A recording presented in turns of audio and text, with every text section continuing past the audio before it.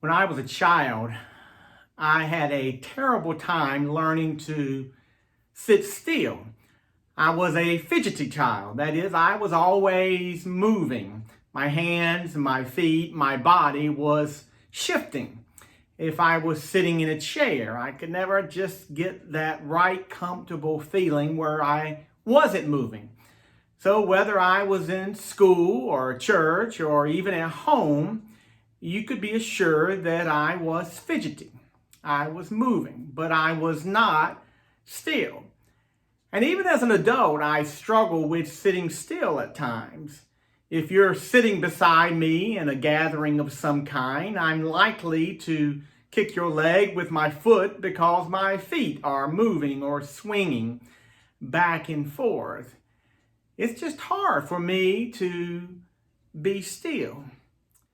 Well, I think it's probably equally true for all of us in one sense of trying to be still in the world in which we live. We are a world that is in constant motion.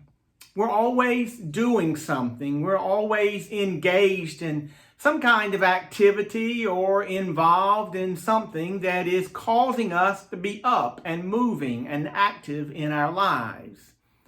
Our calendars fill up very quickly, and daily we have appointments that we have to keep, things that keep us, well, just plain busy. And so trying to find stillness in the midst of a loud and noisy and sometimes chaotic world is not an easy task for any person. In Psalm 46:10, the writer says, "Be still and know that I am God." I think one of the challenges for us as a people of faith is to try to find those moments in which we can be still and know who God is. Now, the word be still can literally mean let go, release. And so in many ways, the scripture tells us that we need to be still, to let go and release and know who God is.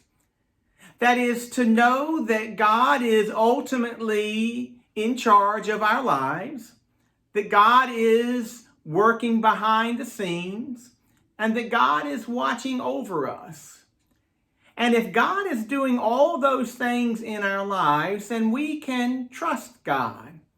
We can be still and acknowledge that God is ultimately the one that is in control and that we are not. That's good news for us in a world that is hectic and chaotic and crazy at times, when our lives are filled with so many disruptions, when life becomes so busy that we feel overwhelmed. That if we can find it within ourselves simply to be still and release and trust our lives to God, we might discover that peace that we're also desperately searching for. That peace that passes all understanding, the Apostle Paul talked about. The peace that Jesus gives to us, as he says, but not as the world gives. So in the craziness of life, in the disruptions in our living, may we find those times simply to be still and trust in the God of love, the God of goodness and the God of grace that is in Jesus Christ. And may we settle into him and relax and then let go and trust in him. God bless.